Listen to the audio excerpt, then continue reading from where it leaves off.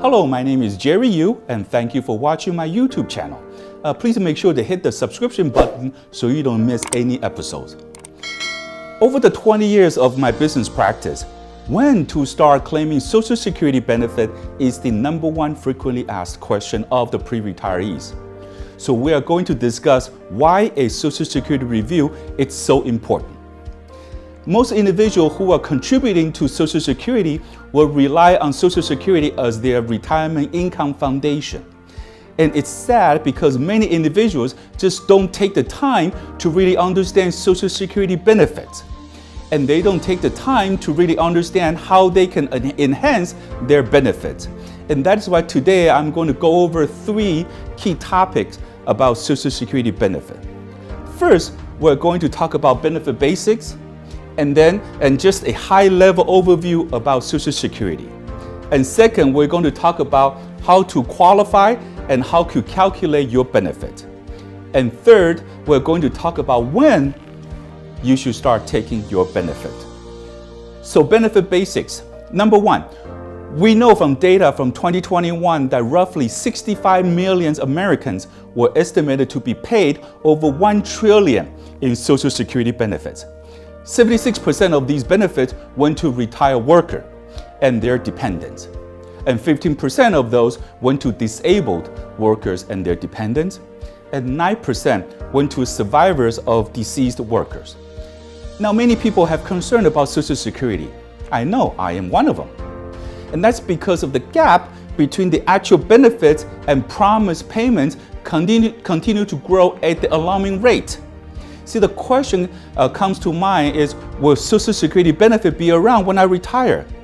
See, this is a common question among many individuals. And by 2034, the Social Security Administration has said that the trust fund will be depleted. However, it appears that projected tax revenue shows that there will be an adequate amount to pay them out 78% of those promised benefits in the depletion year of 2034. Now, some changes needs to be made.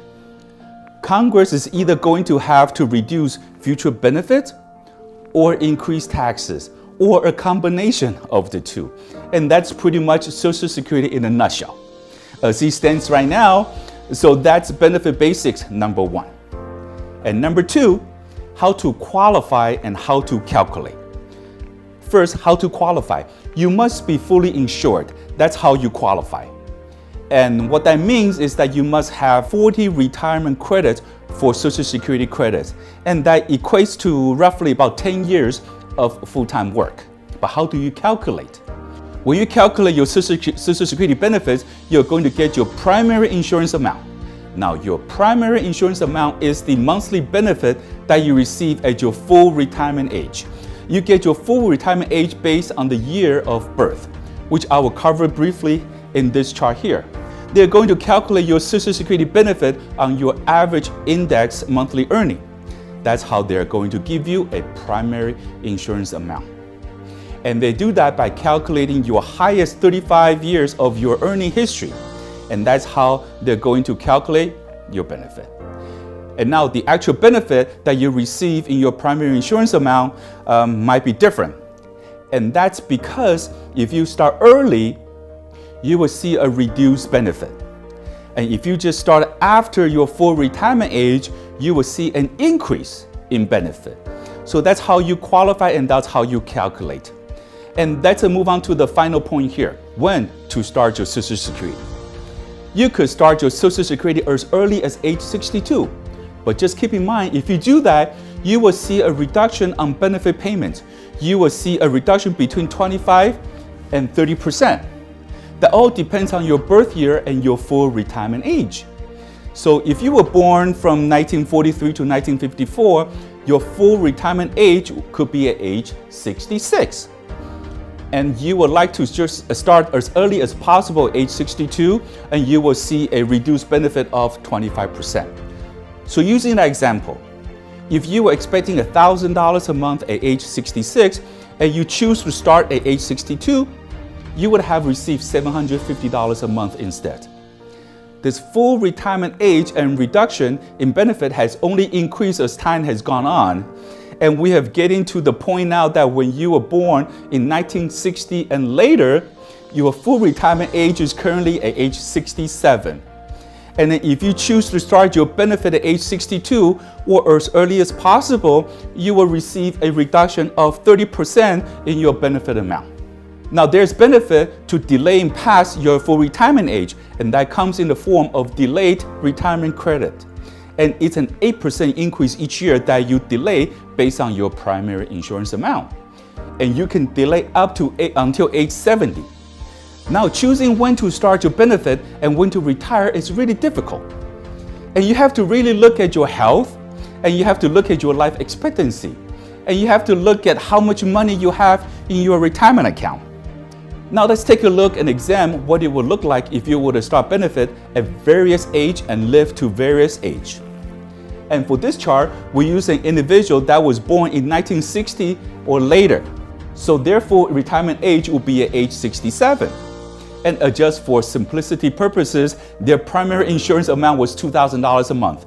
And we use a no cost of living adjustment and no discounting just for illustration purposes, okay? So if we take a look at the accumulated value under age 70, there's the accumulated benefit at various age. So if someone elect to start their benefit at age 62 and live to age 70, they would have collected $134,000 of Social Security benefit. Conversely, if you choose to delay past your full retirement age and you start at age 68 and pass away at age 70, then you could only receive about $51,000. See, that is really important reason why you should consider not only your health, but also your life expectancy. For this individual at age 62, if they were not healthy, it makes a lot of sense to start claiming Social Security early at age 62. These individuals, had they lived to age 70 or 75, would have maximized their Social Security benefit. And the reason is a significant payoff difference. Say you are at age 68 and you live to age 80, 85, or 90. You have collected a cumulatively amount of $570,000 in Social Security benefit, as opposed to someone that was starting at age 62 who would have collected $470,000, and now that's a difference of $100,000 in cumulative benefit by just delaying a couple of years. Now, it's important to know that Social Security alone will likely be an insufficient amount of money for you to retire comfortably. And that is why it's really important for you to speak to a financial professional or Social Security expert. See, I urge you to talk to them because they are the one who are going to be able to review your assets, retirement portfolio, and legacy wishes, and working with you to select an appropriate strategies. Thank you for watching today's episode. I hope you will find the information valuable and looking forward to share more information with you in the future. Okay, thank you for watching.